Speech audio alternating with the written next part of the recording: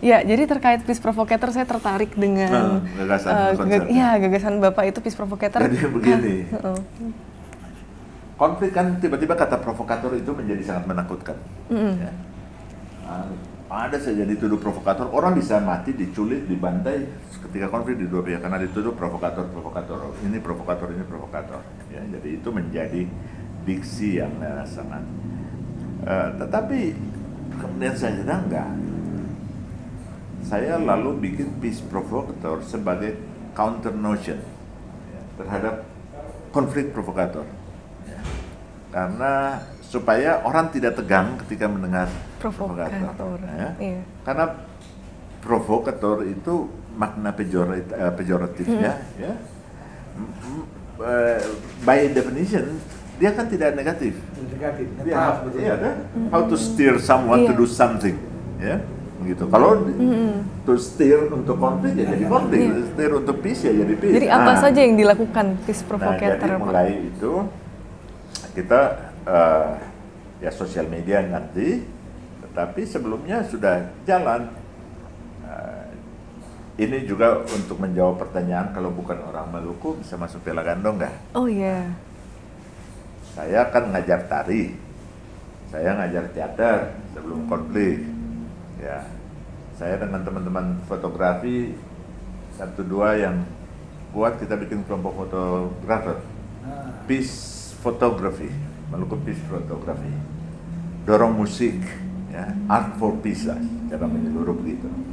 Itu bagian dari Peace Provocator ya, Pak ya, jadi menggunakan seni. Provoknya bagaimana? Saya tahu Pak Coki suka main musik, ya, peace. Ya, comfort situation itu ketika main musik atau dengan musik ya bisa aku main saksofon atau main gitar gitu ya. Terus saya ini Muslim ya, dia suka juga ternyata peace buat dia means music ya. Tapi dia main drum atau dia main rebana, main bersama gitu ya. Pak ya, main musik saya bersama. provoke ini kita main di ruang publik ya, ketemu lah satu grup lah. Nah, kan nggak saling kenalan. Tapi musik kan netral. Kita bawa main di situ. Ketika main ke situ kita spread positive energy kepada masyarakat yang lihat. Kita main pindah-pindah. Nanti satu datang lagi yang main saksofon, cari lagi gabung. Yang saling tidak kenal dengan identitas yang berbeda tapi disatukan oleh hobi yang sama. Yang kita provoke untuk main. Kita main sini, kita main sana. Sempat ada ketegangan di 2011 itu, tiba-tiba kita turun semua tuh. Gimana, Pak? Duduk di ruang publik, ya, hanya duduk saja dan ngejok sambil nyanyi, gitu. Sambil memang ada teman yang awasi pada radius kira-kira ada gerakan enggak. Kalau ada gerakan segera kita pindah kabur, gitu. Nah, kita memprovok energi positif ke ruang publik untuk melihat, kok ada yang Muslim Kristen duduk? Gitu kan, kok mereka duduk, kok mereka main. Nanti besok kita lu ngajak teman paling dekat ikut. Ya. Dari person to person menjadi grup, perbesar grup, lalu multiply grup ke kelompok yang lain dengan hobi yang sama. Karena itu kurang lebih ada 13 kelompok anak muda di Ambon yang bergerak berdasarkan hobi. Masih aktif sekarang, Pak? Mau Sumatera, lu mau itu, ya tidak terikat Piala Gandong, nggak ada soal. Koalisi penontonnya itu sendiri bagaimana? Ya? Apakah mau membesar juga yang disebut penonton? Artinya yang diprovok itu kan penonton istilahnya kan? Iya. Itu membesar juga atau Nah kan ini kan dari social bound-nya diajak. Nah, besok lu datang. Yang paling dekat dengan lu, gue minta bawa 2 orang. 2-3 kali dia ikut ya. Ada penontonnya atau gimana nonton. Pak? Oh, ada penonton juga. Maksud saya besar. Dampaknya kan buat penonton kan. Nah itu membesar karena komponen seni lain tiba-tiba minta gabung. Atau tiba-tiba grup lain minta, kita ikut dong kalau bulan berikut. Ya, lokasi lain juga minta nggak? Lokasi lain. Akhirnya kan saya ingat. Saya pulang studi itu, Bung, 2011, itu kelompok Photography for Peace, yang dulu cuma satu kelompok itu udah jadi 11 kelompok. Itu sudah ribuan anak muda, ya, yang membatalkan beli motor, ganti untuk beli DSLR. Makanya kalau kita lihat ketika kasus Ahok pecah di Jakarta, kalau di Facebook rata-rata waktu itu kita membagi keindahan alam Maluku. Ya. Captionnya saya bikin satu, ya bulan kesekian kok masih ada provokasi berkembang, bla bla bla bla bla. Jakarta, Indonesia bukan cuma Jakarta, Indonesia juga buat Maluku. Mari kita ajarkan mereka perdamaian dengan membagi keindahan alam Maluku. Lalu lu foto satu keindahan alam Maluku, lu bagi, ajak temanmu 5 atau 10 orang ikut selama 1 minggu. Itu jadinya 3 bulan ribuan sampai kemana-mana, sampai keluar-luar semua. Nah, itu saya bisa. Bagaimana dampaknya ke perdamaian, Pak, gerakan-gerakan seperti itu tadi? Gerakan-gerakan itu kan memperbanyak simpul di ruang publik, simpul interaksi. Itu awalnya terjadi di ruang-ruang publik. Nah, kemudian kita dorong masuk ke ruang-ruang domestik. Pelatihan teaternya bikin di komunitas muslim, ya. IAIN kita masuk misalnya, yang nggak pernah ada teater di situ, tiba-tiba jadi berteater. Tadinya tempat netral terus langsung dibawa ke tempat-tempat yang agama. Nah, ketika itu semakin solid, ya, itu ada musik di trotoar, itu namanya trotoar. Awalnya cuma musik, tapi kemudian dia jadi trotoar. Itu muralnya masuk, jadi sementara main musik, ya, siapa yang gambar mural temanya, siapa yang bikin yang lain-lain, jadinya rame sekali. Itu sampai kira-kira 12 episode selama 2. Nah, ketika saya melihat simpul itu menjadi kuat, saya coba ke Save Aru itu. Save Aru. Gerakan Save Aru itu penyelamatan Kepulauan Aru itu yang sempat jadi fenomenal sampai ke internasional itu. Mau di deforestasi untuk jadi perkebunan tebu, ya, kita menangkan. Itu diawali bukan oleh aktivis lingkungan, diawali oleh kelompok ini, pemusik itu dan kelompok-kelompok blogger dan lain-lain. Ketika tokoh-tokoh adat Aru itu datang pas di kantor saya, anak-anak lagi ngumpul mau minta tolong. Saya bilang, kalian mau nggak masuk advokasi lingkungan? Kita kan bukan aktivis lingkungan. Wah, enggak butuh aktivis lingkungan sekarang. Dunia ditentukan oleh sosial media, komandan blogger ada sini, musik ada sini, sastra ada sini, tari ada sini. Lu bikin tari untuk Save Aru, lu bikin puisi untuk Kepulauan Aru. Itu 3 buku puisi, mereka kumpulin jaringan mereka dari Aceh sampai Papua. 3 buku puisi untuk cenderuasi, ya, dan lain-lain. Nah, di situ saya lihat, ya, bagaimana saya uji pada itu, sosial bond-nya kuat, itu dipakai energi positif, hal-hal positif, sama kohesi sosial yang kuat itu didorong. Coba uji kesini. Masalah apapun, ya, kuncinya bahwa mereka harus punya sesuatu yang di-celebrate pasca konflik, ada pride. Ya, kita berhasil menangkan Aru, kita berhasil. Itu kan dan itu dianggap kemenangan bersama itu, ya, Pak, itu ya, tadi. Kemenangan bersama itu nggak ada. Teman-teman aktivis lingkungan sampai bingung, ini baru satu gerakan selama 2 tahun yang memenangkan kasus di Indonesia tanpa keluar sebesar pun duit. Itu bagaimana anak sukarela untuk beli kamera buat teman-teman di Kepulauan Aru jalan saja, atau beli bensin buat mereka pergi pakai motor dari pulau ke pulau. Anak-anak jualan kue, siapa yang bisa jago bikin stiker untuk jual, itu kumpul gitu. Jadi itu sampai kemudian bergabung. Jadi saya lihat ini bagaimana mengawal proses basis seperti itu. Nah, itu bagaimana memprovok mereka untuk lakukan sesuatu yang berarti. Nah, kemudian sosial media kita pakai. Ketika 2011 itu pecah, nah, kita taruh-taruh kan 99 kan belum ada sosial media. Belum ada. Itu musuh kita kan media Jakarta. Iya. Yang nggak paham geografisnya, plottingnya salah-salah. Internet pun belum ada di situ. Mereka udah framing, baru mereka masuk. 2011 mereka ambil lagi frame 2099, kontennya mereka isi. Ini kan orang marah, orang tidak mau lagi pakai kata konflik. Itu kan mengingatkan 99. Awal gerakan provokator melakukan kantor bersama itu dalam 8 jam mereka merubah media nasional, tidak memakai kerusuhan lagi tapi memakai kericuhan. Itu kontributornya di Ambon di ini sampai kejar-kejaran. Jadi kita bikin pelatihan sama Peace Journalism begitu.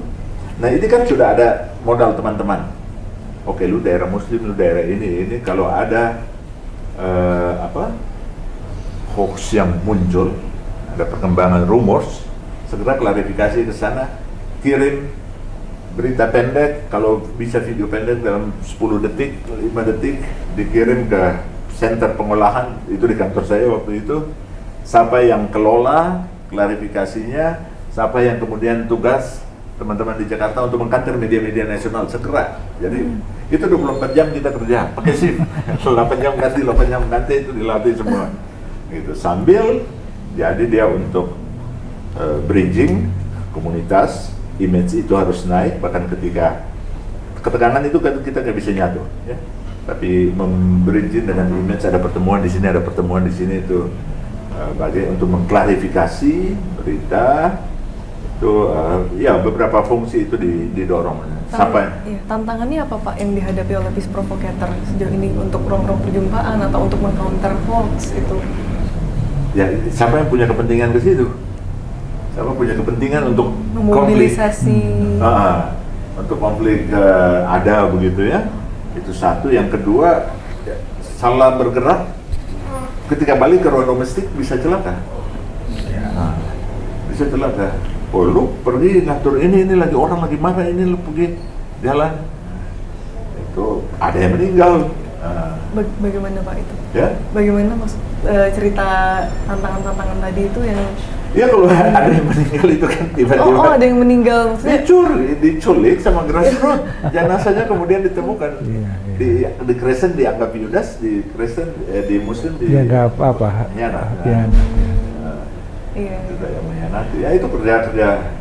Karena itu problemnya ketika di ruang publik sudah anggaplah sudah agak sedikit tapi tantangannya tetap juga di ruang domestik. Yang tersegregasi. Segregasi itu. Kemarahan itu disimpan di situ. Iya. Nah itu provoknya dalam pengertian seperti itu. Provoknya modalnya pertemanan. Ya modalnya pertemanan. Ya secara filosofis ya nilainya kami yakin semua orang dilahirkan dengan the seed of peacefulness di dalam dirinya. Dia mau kemudian menjadi apa? Ada ruang di mana dia memiliki rasa empati. Ada ruang di mana dia merasa peaceful. Ada ruang ya di mana dia memiliki compassion. Dia mau residivis, dia mau. Kita harus cari sampai dapat ruang itu. Dan kita hubungkan dengan yang lain. Asumsi dasar secara manusia. Asumsi dasar secara manusia. Mesti cari lu kalau ini lu nangis pasti, kalau ini itu yang sisi empati yang itu kita merasa itu bagian dari kondisi yang memungkinkan kita menumbuhkan peace di situ. Menumbuhkan peace di situ. Saya bilang misalnya kita punya perbedaan semua ya, beberapa sesi game kita coba begitu. Semua saling mau baku bunuh di sini. Tapi saya ambil seorang gadis kecil, kita 3 tahun ke depan dan saya tempelin mukanya, saya tendang. Saya nggak yakin bahwa kalian akan duduk semua. Semua akan berdiri. Di situ titik temu kita. Mari kita mulai dari situ. Bukan berarti kita menegasikan perbedaan ya, tetapi kita tidak mulai dari perbedaan. Ya, analogi yang selalu saya pakai makan bubur panas. Makan bubur panas, ya we should started from the edge of the bowl and go circle to the center. Ya. Dari pinggir ini adalah semua isu dan ini yang lebih whole. Ya. Dalam perjalanan bersama kita perjumpaan, isunya netral, kerjasama dilakukan, menuju terus ke tengah, ada interaksi, ada dialektika, dan di dalamnya trust bertumbuh. Jadi mulai jadi teman, mulai kenal, jadi teman, anggap saudara. Terus berjalan sampai ke tengah, ketika sampai ke tengah kita bicara soal perbedaan kita. Nah ketika bicara soal perbedaan ya itu yang lucu, dengar di dialog mereka. Lu dulu bakar gereja gua, bukan gua. Tapi udah nggak apa-apa, udah enak, udah temenan. Lu kalian apa ya? Karena kita mereka udah melewati barrier-nya sudah jatuh. Nah, ya. itu yang di dalam interpersonal kontak teori itu intergroup bagaimana. Barrier ini. Mungkin closing remarks dari Bapak dan Pak Coki ini untuk mengakhiri diskusi bincang santai kita hari ini. Coki dulu lah. Oke, sekarang Pak Coki dulu. Nah, kita banyak belajar ya dari pemaparan Pak Pendeta Manuputi ya, terutama refleksinya terhadap konflik Ambon ya, bahwa perbedaan itu bukan sesuatu yang perlu dinegasi, tapi sebaiknya setiap orang mencari kesempatan untuk mencoba memahami atau berempati terhadap orang lain, termasuk juga kelompok lain gitu ya. Moderasi itu bukanlah berarti kemudian kita harus membuat posisi kita menjadi lemah, ya. Tapi menjadikan posisi kita setara, equal, dan melihat orang lain itu equal, gitu ya. Tapi memang sekali lagi bahwa dalam dunia ini kan selalu banyak faktor-faktor influence dari luar, ya, eksternal, gitu ya. Kalau belajar dari pengalaman konflik di Ambon ini kan ada sejarah masa lalu. Ya. Ada masa postkolonial, ada soal pertarungan politik dulu di tingkat Indonesia, ada kesenjangan ekonomi, tapi juga ada tafsir-tafsir agama yang baru yang relatif lebih eksklusif, ya. Itu semua saling layer-layer itu saling memperkuat begitu ya. Nah, ya sekali lagi pada kita semua adalah bahwa kesediaan kita untuk terus bisa memahami begitu perbedaan-perbedaan ini, dan konflik Maluku meskipun dia memiliki sejarah keunikan tersendiri karena setiap geografi, setiap wilayah kan tentu punya keunikan ya, tapi itu bisa menjadi dari pelajaran bagi kita yang berada di daerah lain, bagian lain Indonesia. Indonesia ini kan beragam gitu ya. Setiap daerah juga memiliki keunikan masing-masing, punya sejarah, kebudayaan sendiri, tradisi sendiri. Tapi nggak salah juga kita belajar di sana gitu. Dan ini penting juga untuk menghindari yang sekarang ini kan ada semacam secara ketegangan ya. Kalau istilah Huntington kan clash of culture gitu ya. Tapi sebetulnya juga di Indonesia ini juga terjadi sebut clash of culture. Ini satu pertarungan budaya. Ya, masing-masing pihak saling memajukan egonya masing-masing.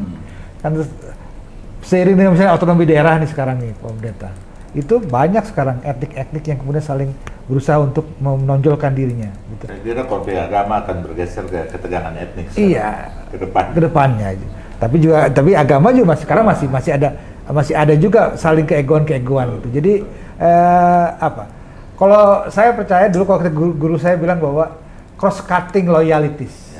Cross cutting loyalties adalah bagaimana bukan hanya melakukan perjumpaan di ruang publik, tapi juga cross cutting identitas, cross cutting empiris gitu ya. Jadi kita punya ruang-ruang di mana kita yang berbeda bisa saling berinteraksi tanpa kemudian memaksakan apa yang menjadi identitas kita. Nah, cross cutting loyalitas ini yang sama sekarang ini sedikit menurun, karena sekarang misalnya kita hanya mau main dengan orang yang satu identitas dengan kita, satu latar belakang sosial dengan kita, tapi nggak mau nih dengan yang berbeda atau yang di bawah kita. Nah, tapi sekali lagi peran negara ya, itu menjadi penting. Kalau negara cenderung untuk hanya melayani kepentingan dari elit politiknya sendiri, ya akan berulang nih konflik-konflik kecil-kecil atau konflik-konflik internal. Itu saja kalau saya tadi mencoba melakukan refleksi dari pemaparan Pak Pendeta ya. Ya, terima kasih Pak Coki. Dari Pak Jaki, bagaimana Pak?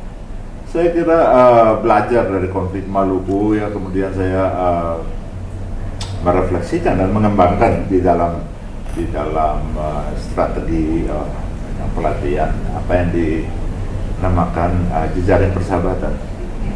Bagaimana kita membuka diri setiap saat, bagaimana menjadi sahabat untuk yang lain, bagaimana membuat orang bersahabat ya, dalam kondisi-kondisi di mana kita dipaksa untuk mengentalkan identitas, tersegregasi. Titik-titik jumpanya ada di mana? Ya. Pada concern kemanusiaan. Tapi itu diawali dari diri kita. Ya.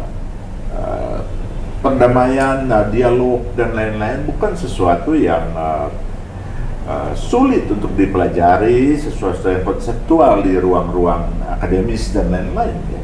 Tapi adalah perilaku kita sehari-hari. Ini kalau sehari-hari kalau kita bisa ya membuka diri menjadi sahabat bagi orang lain, dan sore ini kita bisa ngopi bersama di rumah kopi, maka kita sudah membagi energi positif di sekitar. Nah, ini yang kita mengadministrasi itu sebagai sebuah nilai yang internalisasi. Ya, kita nggak bisa menjadi masyarakat yang tertutup di dalam era yang semakin terbuka. Memang keterbukaan ini membuat juga gunjang, ada ketegangan untuk menjaga identitas kita, ya. Tapi kita tidak terus menjaga identitas dengan membentengi diri dari kemajemukan. Ini fakta kemajemukan kita terima sebagai anugerah, tinggal kita mengelolanya. Tapi orang terlatih di dalam dinamika keseharian untuk membangun itu. Nah, demikian juga agama-agama, ya, dalam ketegangan agama. Kita sebenarnya bersyukur sekali Indonesia menjadi tempat pembelajarannya sangat-sangat luar biasa, sangat-sangat luar biasa. Agama dalam persentuhannya dengan konstitusi, ya, kita punya sesuatu yang tidak dimiliki oleh banyak negara yang lain yang jealous sama kita. Agama dalam persentuhannya dengan akar-akar kebudayaan yang kayanya luar biasa, ya. Tapi agama juga dalam persentuhannya dengan apa yang menjadi concern kemanusiaan, persoalan-persoalan kemanusiaan yang menantang mereka dan mendorong kita untuk masuk dan melakukan sesuatu bersama-sama di situ. Jadi ada titik-titik simpul, ya. Jadi agama-agama juga dalam perjumpaan itu lalu menjadi, ya, Islam, Hindu, Kristen yang sangat unik. Bondingnya itu sebenarnya sangat kuat. Nah, ini jangan kita biarkan apa yang menjadi kekuatan dan kekayaan kita itu, treasury kita yang luar biasa, digerus oleh perkembangan-perkembangan yang baru, ya. Kita akan kehilangan keindonesiaan sebagaimana yang kita syukuri selama ini. Terima kasih Pak Pendeta Jeki, juga Pak Coki untuk sharing dan refleksinya. Ya, kawan setara tadi sudah kita dengarkan bersama sharing dan juga refleksi bagaimana kedepannya kita bisa merawat perdamaian tadi dengan ruang-ruang perjumpaan, pertemanan, persahabatan, dan tentu apa yang terjadi di Maluku di masa lampau itu bisa menjadi pembelajaran tidak hanya di Maluku tetapi juga untuk tempat-tempat di Indonesia lainnya. Kawan setara, tetap nantikan diskusi-diskusi mendatang di kanal YouTube Suara Setara. Jangan lupa like, subscribe, dan juga komen. Share kalau ini bisa bermanfaat untuk semakin banyak orang memahami nilai-nilai perdamaian dan bagaimana kita bisa berperan untuk memajukan perdamaian. Ya.